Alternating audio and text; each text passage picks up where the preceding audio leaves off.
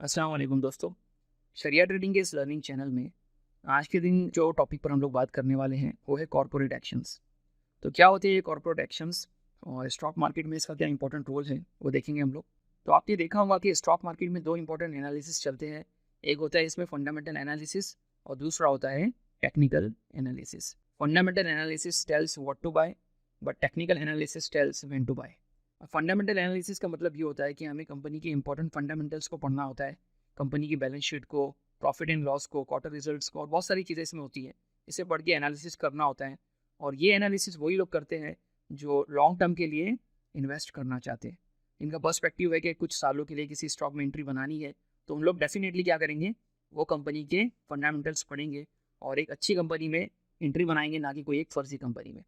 अब technical analysis क्या चीज़ होती है, आपने देखा होगा कि कंपनी के चार्ट्स वगैरह दिखते रहते हैं हमें, टेक्निकल चार्ट्स। तो ऐसे लोग जो सोच रहे हैं कि उन्हें लॉन्ग टर्म के लिए किसी स्टॉक में एंट्री नहीं बनानी, रखना है या एक दो महीने के लिए स्टॉक में एंट्री बनानी है, तो ये लोग क्या सोचते हैं कि without going for fundamental analysis simply chart देख लो और कोई एक मूवमेंट पकड़ लो और on the basis of technical analysis किसी भी स्टॉक में एंट्री या एग्जिट डिसाइड कर लो। अब यहाँ पर हम लोग सबसे पहले शुरू करेंगे what is fundamental analysis. Fundamental analysis करने के दो इंपॉर्टेंट मेथड है, या ऐसे ही समझो कि दो टाइप के लोग हैं।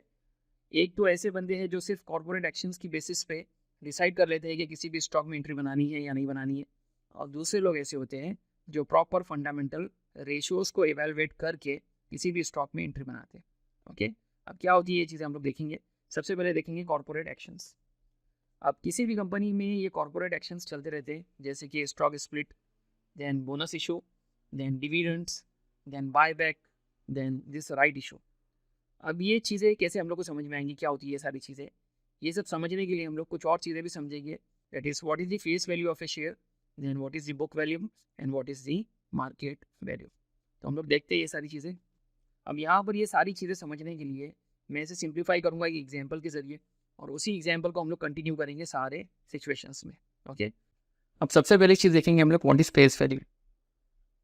तो यहाँ पर इसको समझने के लिए हम लोग एक एग्जाम्पल लेंगे, वो ये कि सपोज करो कि चार फ्रेंड्स हैं, mister A, B, C and D, और चारों ने मिलकर कंपनी खड़ी की है। ठीक है, कंपनी की वैल्यूएशन है फिलहाल 1 करोड़ की, और यहाँ पर इन लोगों ने कुछ ना कुछ कंट्रीब्यूशन भी किया उसके लिए। मिस्टर ए ने 30 लाख लगाए, मिस्टर बी ने भी 30 लगाए, और मिस्टर सी और डी ने 20 लाख लगाए। ठीक है, तो खड़ी हो गई है कंपनी। तो यहाँ पर कंपनी की टोटल वैल्यूएशन हो गई, और हम लोग बोलेंगे टोटल कैपिटल यहाँ पर हो गया 1 करोड़ रुपीस। ठीक है, अब इन लोगों ने सोचा कि अपनी हिस्सेदारी साबित कैसे करेंगे, तो हम लोग क्या करेंगे, शेयर्स इशू करा देंगे 1 करोड़ के। ओके, अब कितने कराएंगे भाई, यहाँ पर 1 लाख कराएंगे, 10 लाख कराएंगे, कि कितने कराएंगे। तो यहाँ पर ये टाइम पर जो शेयर की वैल्यू डिसाइड की जाती है ना, इसको हम लोग बोलते हैं फेस वैल्यू। तो सपोज करो कि ये लोगों ने फेस वैल्यू 10 रुपीज़ पर एक शेयर की वैल्यू डिसाइड कर ली। तो अगर मैं 1 करोड़ को डिवाइड कर दूँ 10 रुपीज़ से, तो यहाँ पर टोटल नंबर ऑफ शेयर्स निकल के आ जाएंगे, डेट इज 10 लैक्स। आ रही बात समझ में कि कहाँ से आई ये 10 लाख शेयर्स, तो कहाँ से आएंगे, वैल्यूएशन से डिवाइड कर दिया गया उसकी इनिशियल वैल्यू को, that is the face value, और वो बेसिस पे इतने शेयर्स इशू हो गए कंपनी के। अब किसी को कंपनी की वैल्यूएशन अब अगर निकालनी है तो कैसा निकालेगा, वो 10 लैक्स को इंटू कर देगा फेस वैल्यू से, तो 1 करोड़ निकल के आ जाएगा। आ रही बात समझ में। तो इस तरीके से ये कंपनी खड़ी हो गई। अब यहाँ पर सबको शेयर्स कैसे अलॉट हुए, यहाँ पर मिस्टर ए को 3 लाख शेयर्स अलॉट हो गए, मिस्टर बी को 3, और मिस्टर सी और डी को 2-2 लाख शेयर्स अलॉट हो गए। ओके, तो यहाँ पर इन लोग की हिस्सेदारी कुछ इस तरीके से हम लोग को समझ में आ गई। ठीक है, अब यहाँ पर सपोज करो कि ये कंपनी ने थोड़ा सा 1 साल के बाद में प्रॉफिट गेन किया। ओके, तो आफ्टर 1 ईयर ये कंपनी ने 1 करोड़ पर 20% कमा लिया। ओके, यानी इन लोग के पास में पैसा कितना हो गया जमा, अभी 1 करोड़ प्लस 20 लैक्स, इतना पैसा टोटल इन लोग के पास में आ गया। अब इन लोगों ने सोचा कि ये जो 20 लाख रुपीज़ है, इसमें से हम लोग 5 लैक्स का डिविडेंड दे देते हैं। ठीक है, और रिमेनिंग जो रहेगा हमारा 15 लैक्स, इसको हम लोग रिजर्व में रख लेते हैं। ठीक है, 5 लैक्स का डिविडेंड दे देंगे और रिमेनिंग जो अमाउंट है इसको रिजर्व में जमा कर देंगे। अब ये रिजर्व को हम लोग कुछ भी कर सकते हैं भाई, जमा रख सकते हैं या तो फिर अगले साल इसी पर मुनाफा गेन कर लें, इसी को बिजनेस में यूज़ कर लें। आनी बात समझ में? तो इस तरीके से इन लोग ने ये चीज़ें की, ठीक है। अब सपोज करो कि इन लोग ने ये रिजर्व को भी इंक्लूड कर लिया और अगले साल 1,15,00,000 पे बिजनेस करना शुरू कर दिया, ठीक है। अब क्या हुआ कि नेक्स्ट ईयर, मतलब हम लोग बोलेंगे कि आफ्टर 2 ईयर इन लोगों का प्रॉफिट कितना हो गया। अब इन लोग के पास में 1 करोड़ रुपीज़ था, 15 लाख था, ठीक है। इस पे जब इन लोग ने बिजनेस किया तो इन लोग का प्रॉफिट कितना निकल के आ गया, फिर नेक्स्ट 30 लाख रुपीज़ इन लोग के पास में आ गए, ठीक है। तो 15 लाख भी ले लो और नेक्स्ट 30 लाख इसमें ले लो, ठीक है। अब इन लोग के पास में टोटल हो गया भाई, कितना हो गया, 1,45,00,000, ठीक है। अब इन लोग ने सोचा कि हम लोग क्या करते हैं, अब की बार भी हमारे पास में 1,45,00,000 है, तो हम लोग क्या करेंगे, इसमें से भी 5 लाख क्या करेंगे, डिविडेंड दे देंगे और रिमेनिंग जो 40 लाख है इसको रिजर्व में डाल देंगे, ठीक है। तो ये हो गया डिविडेंड और ये हो गया रिजर्व। अब इन लोग चाहे तो नेक्स्ट ईयर अगर बिजनेस करना चाहे तो 1,40,00,000 पे कर सकते हैं और इस तरीके से इनकी धीरे धीरे वैल्यूएशन या ग्रोथ होते रहेगा, ठीक है। अब इस पूरे बीच में कोई बंदा अगर बोले कि इन लोग की कंपनी के शेयर की प्राइस 10 रुपीज़ ही रहेंगी या कुछ और हो जाएंगी, तो यहाँ पर 10 रुपीज़ नहीं होगी, इन लोग की शेयर की वैल्यू क्या हो जाएंगी। अब हम लोग उसको कैलकुलेट करेंगे, यहाँ पर नेक्स्ट वैल्यू आएगी, इसको हम लोग बोलेंगे बुक वैल्यू। तो बुक वैल्यू का अगर किसी को फॉर्मूला निकालना है तो बुक वैल्यू का फॉर्मूला कुछ और नहीं, यही है कि जो कंपनी का टोटल कैपिटल होता है, कंपनी का टोटल कैपिटल जिसमें सारी चीज़ें आ जाती है, इसमें कंपनी का इक्विटी कैपिटल आ जाता है, या हम लोग इसको शेयर कैपिटल बोलेंगे, प्लस इसके रिजर्व वगैरह सारी चीज़ें आ जाती है। तो यहाँ पर मैं बोल रहा हूँ कि 1 करोड़ इसका इक्विटी कैपिटल है, इसके रिजर्व में 40 लाख है, ओके। अब ये पूरे अमाउंट को मैं बोलूँगा भाई ये पूरे कंपनी की बुक वैल्यू है। ये क्या है, ये पूरे कंपनी की बुक वैल्यू। अभी कोई बंदा बोले कि भाई पर शेयर बुक वैल्यू क्या निकल के आएंगी, तो मैं इसको डिवाइड कर दूंगा 10 लाख शेयर से, ओके। तो ये बेसिस पे इसकी वैल्यू अब निकल के आएंगी 14 रुपीज़। आ रही बात समझ में? तो ये कंपनी की है ये बुक वैल्यू जो है 14 रुपीज़। तो सिंपल हम लोग को एक चीज़ समझ में आती है कि 2 साल के बाद में जो 10 रुपीज़ की फेस वैल्यू थी अब वो कितनी चेंज हो गई भाई, 14 रुपीज़ में चेंज हो गई, ओके। अब इन लोग ने सोचा कि हम लोग क्या करते हैं, अपनी कंपनी को स्टॉक मार्केट में लिस्ट करा देते, ठीक है। हम लोग हमारी कंपनी को स्टॉक मार्केट में लिस्ट करा देते हैं। अब ये वाले केस में जो रेट पर ये स्टॉक मार्केट में लिस्ट होगा ना, उसी को हम लोग बोलेंगे बुक वैल्यू। कि जो भी कंपनी का स्टॉक अगर 14 रुपीज़ का है तो ये रहेंगी इसकी इनिशियल प्राइस जो स्टॉक मार्केट पे लिस्ट होंगी। और अगर ये कंपनी अगर डी लिस्ट भी हो जाती है ना कोई रीज़न से, तो जो भी शेयर होल्डर्स है ना उन लोगों को 14 रुपीज़ मिलेंगे। आ रही बात समझ में? सपोज करो कि कोई एक डेट है, इसकी लिस्टिंग डेट मैं बोल रहा हूँ कि 10 जून है, ठीक है। तो 10 जून पर ये कंपनी लिस्ट हुई है 14 रुपीज़ के रेट पर, ओके। अब यहाँ से इसका रेट मतलब लिस्टिंग के दिन इसका रेट कम ज़्यादा हो सकता है, क्योंकि जब IPO इन लोग लेके आते हैं ना इनिशियल पब्लिक ऑफर, उसमें ग्रे मार्केट प्रीमियम वगैरह सब ऐड होके इसकी प्राइस 14 रुपये से कुछ और भी लिस्ट हो सकती है। अगर बहुत अच्छी वैल्यूएशन का ये शेयर है ना तो मे भी शायद ये 20 रुपीज़ पे लिस्ट हो जाए, ओके। तो वो पहला दिन जो होगा फर्स्ट डे से लेके जब भी वो सेकेंडरी मार्केट में नेक्स्ट जितने भी दिन तक ट्रेड करेगा सेकेंडरी मार्केट में, मतलब स्टॉक मार्केट में, तो वो जो प्राइस उसकी निकल के आ जाएंगी ना उसको हम लोग बोलेंगे, क्या बोलेंगे, उसको बोलेंगे हम लोग उसकी करंट मार्केट प्राइस। तो यहाँ से थर्ड इंपॉर्टेंट वैल्यू निकल के आ रही है जिसको हम लोग क्या बोलेंगे, कंपनी की मार्केट वैल्यू।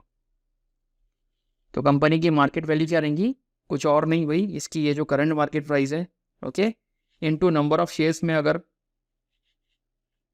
यहाँ पर कर दूँ तो सपोज करो कि ये सीधा भाग के 25 रुपये हो गया और इसके नंबर ऑफ शेयर्स कितने हैं भाई, 10 लाख से, ओके। तो ये मामला हुआ कितना भाई,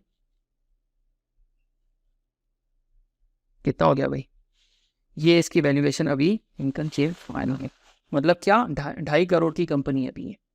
अभी तक जो कंपनी 1 करोड़ की सुन रहे थे हम लोग, या 1 करोड़ 40 लाख की सुन रहे थे, अब कितने की हो गई भाई, 2.5 करोड़ की कंपनी हो चुकी है। इसको हम लोग बोलेंगे इसका मार्केट वैल्यू, या हम लोग बोलेंगे इसको इसका मार्केट कैप। अब यहाँ पर 3 इंपॉर्टेंट वैल्यूज हम लोग ने देख ली। एक थी इसमें फेस वैल्यू जो कभी चेंज ही नहीं होती किसी कंपनी की जब तक कि कोई कॉर्पोरेट एक्शन ना आ जाए, ठीक है। नेक्स्ट थी इसकी बुक वैल्यू जो कभी चेंज नहीं होती है। और थर्ड नंबर पे हम लोग ने देखा डेट इसकी मार्केट वैल्यू जो हमेशा चेंज होती रहती है। तो ये इसकी करंट मार्केट प्राइस होती है। तो जब भी मार्केट ऊपर होता है ये ऊपर होती है, जब भी मार्केट गिर जाता है तो उसकी प्राइस गिर जाती है। ओके, अब यहाँ पर नेक्स्ट इंपॉर्टेंट पॉइंट हम लोग देखेंगे स्टॉक स्प्लिट। अब ये सबसे पहला कॉर्पोरेट एक्शन हम लोग देख रहे हैं, दैट इज स्टॉक स्प्लिट। अब ये लोगों ने क्या सोचा कि इन लोग की जो कंपनी चल रही है ना 2.5 करोड़ तक की हो चुकी है, बट इन लोग के पास में शेयर्स कितने हैं, 10 लाख शेयर्स है। अब इन लोगों ने सोचा कि क्यों ना ये शेयर्स को बढ़ा दिया जाए और 10 लाख के 20 लाख कर लिए जाए। ओके, तो कैसा करेंगे ये लोग, इन लोग सीधा अपनी फेस वैल्यू को डिवाइड बाय 2 कर देंगे। जैसे कि फेस वैल्यू इन लोग की थी 10 रुपीज़।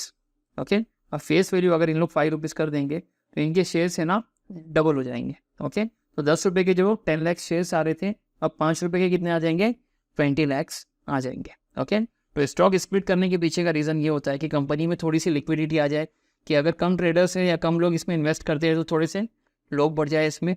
और सेकेंड एक इसमें रीज़न ये होता है कि कंपनी की अगर प्राइस काफ़ी ज़्यादा हो चुकी है, सपोज़ करो कि एक स्टॉक 50,000 रुपये का हो गया है, तो हर कोई इसको एफोर्ड नहीं कर सकता है, तो क्यों ना हम लोग इसको लिक्विड कर ले, तो ये बेसिस पे शेयर्स डबल हो जाएंगे और इसकी प्राइस कम हो जाएंगी। ओके, तो एक शेयर कितने का हो जाएगा, 25,000 का हो जाएगा।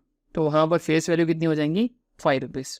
अभी अगर इन लोग सोच रहे कि नहीं 20 लाख नहीं ज़्यादा कर लेते, 50 लाख कर लेते हैं हम लोग शेयर्स। ओके, तो 50 लाख के केस में क्या हो रहा है कि इन लोग ने सीधा 5 गुना बढ़ा दिया शेयर्स, तो यहाँ पर हम लोग क्या करेंगे, डिवाइड बाई 5 करेंगे, तो फेस वैल्यू क्या हो जाएंगी भाई, 2 रुपीज़। आधी बात समझ में, ऐसा धीरे धीरे धीरे करके 1 रुपीज़ तक भी चले जाती है और इससे कम होती नहीं है अक्सर। आधी बात समझ में। तो ये था हमारा स्टॉक स्प्लिट। स्टॉक स्प्लिट के बाद में कंपनी की करंट मार्केट प्राइस जो भी होती है ना वो एडजस्ट हो जाती है। अगर कोई एक शेयर अगर 100 रुपीज़ पे ट्रेड हो रहा है और स्प्लिट 1:2 हुआ है, ओके, तो ये बेसिस पे इसकी प्राइस अब कितनी हो जाएंगी, 50 रुपीज़। तो कंपनी का चार्ट अकॉर्डिंगली वो हिसाब से चेंज हो जाता है। आधी बात समझ में। तो नेक्स्ट हम लोग देख लेंगे यहाँ पर डिविडेंड्स। अब डिविडेंड्स क्या होते हैं भाई, कंपनी जब अच्छे प्रॉफिट में होती है ना तो वो क्या करती है, अपनी स्टेक होल्डर्स को अपनी प्रॉफिट की कुछ शेयरिंग दे देती है। अब डिविडेंड्स के 2 इंपॉर्टेंट टाइप्स होते हैं, एक होता है इसमें इंटरिम डिविडेंड और दूसरा होता है फाइनल डिविडेंड। अब इंटरिम डिविडेंड बोलते हैं किसको है, ये कंपनी का फिनेंशियल ईयर जब एंड होता है उससे पहले जब दिए जाते हैं तो उसको हम लोग बोलते हैं भाई इंटरिम डिविडेंड। और फाइनल डिविडेंड किसको बोलते हैं, जब कंपनी का फिनेंशियल ईयर एंड हो जाता है तो उसके बाद जो दिए जाते हैं उसको हम लोग बोलते हैं फाइनल डिविडेंड। अब डिविडेंड्स के मामले में 4 इंपॉर्टेंट डेट्स निकल के आती है। इसमें एक होता है डिविडेंड डिक्लेरेशन डेट, दूसरा होता है एक्स डेट, तीसरा record date and finally dividend pay out date. अब इसमें डिविडेंड डिक्लेरेशन डेट मतलब ये कि उसने एक अनाउंसमेंट कर दिया है कंपनी ने कि वो डिविडेंड देने जा रही है। अब वो चाहे अगले महीने देने जा रही हो या 2 महीने के बाद में या उसी महीने में देने जा रही हो, उसने एक अनाउंसमेंट कर दिया। ओके, अब लोगों को मालूम पड़ गया। ठीक है, अब फिर हम लोग देखेंगे रिकॉर्ड डेट किसको बोलते हैं। अब रिकॉर्ड डेट का मतलब ये होता है कि कंपनी के रिकॉर्ड में उस दिन कौन से बंदों के नाम है। अगर उस रिकॉर्ड डेट जो उसने डिसाइड कर ली है कि फॉर एग्जांपल ये 10 जून मेरी रिकॉर्ड डेट है, तो उस दिन अगर उसको नाम मिलते हैं जो भी बंदों के उसके रिकॉर्ड में, तो उन लोगों को डिविडेंड मिलने वाला है।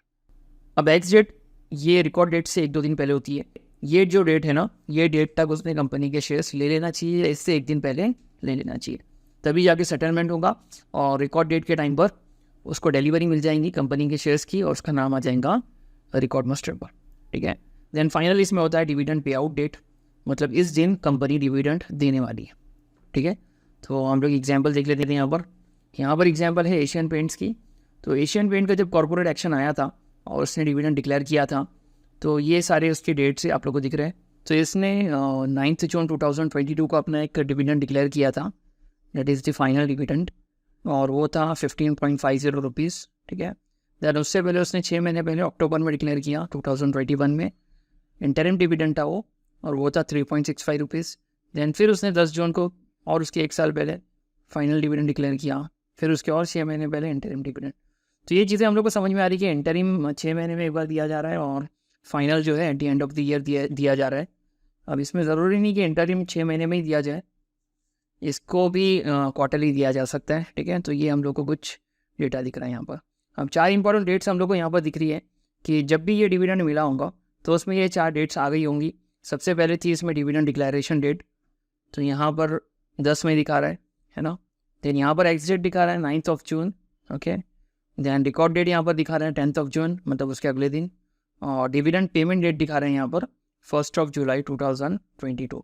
मतलब अनाउंसमेंट आ गया था मई में, दैन जून में क्या हुआ, एक्स डेट और रिकॉर्ड डेट रखी गई, और जुलाई में पेमेंट डेट रखी गई। तो इस तरीके से पूरा चलता है ये डिविडेंड का मामला। अब यहाँ पर कुछ एग्जांपल्स है ऐसी कंपनीज़ की जो जो डिविडेंड जो अच्छा डिविडेंड पे करती है। तो यहाँ पर ये सारी कंपनीज़ है, HPCL, oil India, ONGC, NALCO, और भी बहुत सी होंगी, ये चीज़ें चेंज होती रहती है। तो ये तो पुराना डेटा है, आप अगर रिसेंटली देखेंगे तो काफ़ी कंपनीज़ आप लोग को देखने में आ जाएंगी। तो ये है इन लोग का डिविडेंड यील्ड कि अगर इनके शेयर की प्राइस 540 रुपीज़ है तो उसका 6% इन लोग ने डिविडेंड दिया है, मतलब 34 रुपीज़ के करीब। ओके, तो इस तरीके से ये चीज़ें दिख रही है। अब नेक्स्ट इंपॉर्टेंट पॉइंट की बात करेंगे हम लोग, बोनस इशू। तो बोनस इशू किसको बोलते हैं हम लोग? बोनस का मतलब ये होता है कि जो भी बंदों के पास में कंपनी के शेयर्स रखे हैं उन लोगों को company bonus in the form of shares देती है। अब dividend in the form of cash देती है, तो bonus in the form of shares देती है। कैसे देती है? अगर किसी बंदे के पास, अगर ये वाला हम लोग एग्जाम्पल देखें, तो एक शेयर है तो उसको और एक शेयर मिल जाएगा, ठीक है। या तो फिर ऐसा होगा इसमें कि अगर उसके पास में 2 शेयर है तो उसके बदले में 1 शेयर मिलेगा, या अगर 2 शेयर है तो उसके बदले में 3 शेयर्स मिलेंगे। तो डिपेंड करता है कि कौन से बेसिस पे कंपनी बोनस इशू करा रही है, ठीक है। अब यहाँ पर एक फेमस एग्जाम्पल है हमारे सामने, डेट इज़ ऑफ विप्रो। जो बंदे ने अगर 1980 में विप्रो के 100 शेयर्स ले लिया होता, इनिशियल इन्वेस्टमेंट कर लिया होता, तो आप देखिए कि विप्रो ने 1981 में बोनस इशू कराया था 1:1 का। अब बोनस इशू कराने से उसको 1 शेयर फ्री में मिल गया, ठीक है। अब उसके बाद शेयर्स कितने हो गए? 200। देन सिमिलरली 1985 में 1:1 मतलब 400 शेयर्स हो गए। देन 1986 में इसका स्टॉक स्प्लिट हुआ और यहाँ पर क्या हो गया? टू फेस वैल्यू ऑफ ₹10 पर स्प्लिट हुआ, तो वो बेसिस पे 4000 शेयर्स हो गए उसके पास में। देन 1987 में अगेन बोनस, 89, 1992, 1995, इस तरीके से धीरे धीरे करके ये डबल होते गए और 64,000 शेयर्स हो गए। देन 1,92,000 हो गए। देन अगेन स्प्लिट आया एट द प्राइस ऑफ ₹2, मतलब इसको डिवाइड बाई 5 कर दिया गया, मतलब शेयर्स जो भी होंगे वो इंटू 5 हो गए रहेंगे, ठीक है। तो ये देखिए, अब ऐसा करते करते 2019 में 1:3 का बोनस मिला, तो वो बेसिस पे कितना हो गया भाई मामला? 2,56,00,000 शेयर्स। मतलब जिस बंदे के पास में 100 शेयर्स थे 2019 में, उसके पास कितने हो गए? 2,56,00,000 शेयर्स। अभी आज के दिन अगर बात करें विप्रो की प्राइस की, तो ये 400 रुपये चल रहा है। तो सोचो ये बंदा कितना बड़ा करोड़पति बन गया होगा, है ना। तो इस तरीके से बोनस से फ़ायदा उठाया जा सकता है, ठीक है। अब नेक्स्ट पॉइंट इसमें आएगा भाई बायबैक। बायबैक किसको बोलते हैं? कंपनी अपने एग्जिस्टिंग शेयर होल्डर्स के शेयर्स बाय कर लेती है, ठीक है। तो इसको हम लोग बोलते हैं बायबैक। इसमें कुछ खास देखने वाली चीज़ है नहीं। तो कंपनी क्या करती है कि एक प्राइस डिसाइड कर लेती है जो एक्चुअली करंट मार्केट प्राइस से ऊपर की होती है, और एक ऑफर रेज करती है कि जिसको भी बायबैक के लिए अप्लाई करना है कर ले। तो वो लोग अपने शेयर्स को रिलीज़ कर देंगे और कंपनी उनसे शेयर्स ले लेंगे, ठीक है। तो इसको बोलते हैं बायबैक ऑफ शेयर्स। और नेक्स्ट इसमें आएगा राइट इशू। उसी का अपोजिट समझ के चलो कि ये एक इन्वाइटेशन होता है शेयर होल्डर्स को कि अगर वो चाह रहे हैं कंपनी की शेयर्स खरीदना तो उनको डिस्काउंट रेट में कंपनी दे देंगी शेयर्स। तो इसको हम लोग बोलते हैं राइट इशू, ठीक है। तो एडिशनल शेयर्स किसी को अगर लग रहे हैं तो कंपनी इशू कराती है और एग्जिस्टिंग शेयर होल्डर्स को ये लेने का मौका देती है, तो इसको हम लोग बोलते हैं राइट इशू, ठीक है। अब ये सारे देख लिया हम लोग ने कॉर्पोरेट एक्शंस। अब इन लोग को हम लोग जाके वेबसाइट पे देखते हैं कि कैसे इन लोग को फाइंड आउट किया जाए। तो यहाँ पर मैं जा रहा हूँ मनी कंट्रोल वेबसाइट पर, और मैं किसी कंपनी का नाम डाल देता हूँ यहाँ पर, सपोज करो एशियन पेंट्स, ठीक है। अब इसको फाइंड आउट करना है तो हम लोग को नीचे जाना पड़ेगा, और नीचे जाकर यहाँ पर मिल जाएंगे हम लोग को कॉर्पोरेट एक्शंस, ठीक है। तो यहाँ पर बहुत सारी चीज़ें हो सकती है। कंपनी के रेगुलर कुछ ना कुछ अनाउंसमेंट्स होते रहते हैं, तो डेट के हिसाब से यहाँ पर आते रहते हैं। हम लोग को चाहे तो डिटेल्स मिलते रहेंगी PDF के फॉर्म में। बोर्ड मीटिंग्स होती रहती है कंपनी की, उनकी डेट्स वगैरह यहाँ पर दिखाई जाती है, और बोर्ड मीटिंग्स का एजेंडा क्या है वो भी यहाँ पर लिखा होता है। तो कभी कभी डिविडेंड डिक्लेरेशन होता है, कभी कभी क्वार्टरली रिजल्ट्स अनाउंस करने होते हैं इन लोग को। तो बहुत सारी चीज़ें इसमें हो सकती है। अब डिविडेंड्स का यहाँ पर दिखेंगे आपको, तो ये एग्स डेट है इसकी, ठीक है। ये कौन सा टाइप है डिविडेंड का, फाइनल इंटरिम जो भी है, कितना अमाउंट दे रहे हैं वो सब यहाँ पर लिखा जाएगा, ठीक है। बोनस के बारे में आ जाएगा, पूरी हिस्ट्री ये कंपनी की कि कब इशू कराई थी इसने बोनस, और अपकमिंग कुछ है या नहीं है, ठीक है। तो यहाँ पर देख लीजिए, तो पूरी हिस्ट्री यहाँ पर बोनसेस की आ जाएंगी कि इसने कब कब बोनसेस दिए थे, क्या रेशो में दिए थे, डेट्स वगैरह क्या थी इसकी, ठीक है। स्प्लिट्स का डेटा पूरा आ जाएगा यहाँ पर कि इसमें स्टॉक स्प्लिट कब हुआ था, 2013 में हुआ था, और ओल्ड वैल्यू 10 थी और न्यू वैल्यू कितनी थी, 1। इसका मतलब ये हुआ कि एक शेयर 10 शेयर में डिवाइड हो चुका है। जो 10 रुपये की वैल्यू का एक शेयर था वो 10 शेयर्स में डिवाइड हो गया, और अब अगर एशियन पेंट की वैल्यू अगर वो टाइम पर 1000 रुपीज़ होंगी तो वो जाके कितनी हो गई रहेंगी, 100 रुपये। ठीक है, अब ये राइट इशू हो गया, तो इसका डेटा ही नहीं है कि राइट इशू इन लोग ने कराया था कभी। और एनुअल जनरल मीटिंग्स वगैरह इन लोग की जो होती रहती है उसकी भी डेट्स यहाँ पर आती रहती है। ठीक है, अभी किसी बंदे को मालूम करना है कि अपकमिंग डिविडेंड्स कौन सी कंपनी देने वाली है, तो क्या करेंगे, उसके लिए हम लोग ऊपर चले जाएंगे, होम बटन पे क्लिक करेंगे, और यहाँ पर आप लोग जब देखेंगे तो इकोनॉमिक कैलेंडर आप लोग को यहाँ पर दिख जाएगा। यहाँ पर क्लिक करेंगे हम लोग, और यहाँ पर सारे एक्शंस हम लोग को देखने मिल जाएंगे। ठीक है, इकोनॉमिक कैलेंडर क्या है, और अर्निंग कैलेंडर्स वगैरह मतलब क्वार्टरली रिजल्ट्स वगैरह कैसे है, और कॉर्पोरेट एक्शंस वगैरह क्या है। तो यहाँ पर मैं अगर क्लिक करूँ तो यहाँ पर देख लीजिए, यहाँ पर डिविडेंड्स के बारे में आ रहा है कि ये कंपनी के डिविडेंड की अनाउंस डेट आ चुकी है, और एक्स डेट यहाँ पर मेंशन कर दी गई है। ये 2 डेट ही हमारे लिए काफ़ी है कि अनाउंसमेंट के बाद में एक्स डेट क्या है। तो एक्स डेट से एक दिन पहले समझ के चलो ले लेना चाहिए कंपनी के शेयर्स, अगर आपको इसका डिविडेंड चाहिए। ठीक है, तो क्या हो जाएगा कि एक्स डेट के दिन तक वो सेटल हो जाएंगे शेयर्स, और अगला दिन तो रिकॉर्ड डेट का होता है, तो उस दिन कंपनी के रिकॉर्ड में आपका नाम आ जाएगा, और फिर फाइनली आप लोग को डिविडेंड्स करेंगे। ठीक है, देन यहाँ पर हम लोग टाइप भी चेंज कर सकते हैं इसकी। आपको बोनस देखना है, बोनस देख लो, अपकमिंग बोनसेस कब है, तो ये सारी कंपनी के बोनसेस है। और राइट इश्यूज है कि किसी के नहीं है, और स्प्लिट्स है किसी के नहीं है। ठीक है, तो ये सारी चीज़ें हम लोग को यहाँ पर देखने में मिल जा रही हैं। ठीक है, तो कॉर्पोरेट एक्शंस और भी नज़र रखना चाहिए हम लोगों ने, पर it is not the essential criteria कि जिसकी बेसिस पे किसी भी कंपनी में एंट्री बना लेना चाहिए, है ना। हम लोग को फंडामेंटल रेशियोज पढ़ के ही फंडामेंटल एनालिसिस करना चाहिए। ठीक है, तो आई होप आप लोग को ये वीडियो पसंद आया होगा। अब नेक्स्ट वीडियो हमारा जो होने वाला है वो रहेगा फंडामेंटल रेशियोज़ का, जहाँ पर हम लोग देखेंगे कुछ इंपॉर्टेंट रेशियोज़ और उसकी बेसिस पे फंडामेंटल एनालिसिस करेंगे। ठीक है, तो आज के लिए इतना काफ़ी, हम लोग मिलते हैं इंशाल्लाह नेक्स्ट वीडियो में। अल्लाह हाफिज़।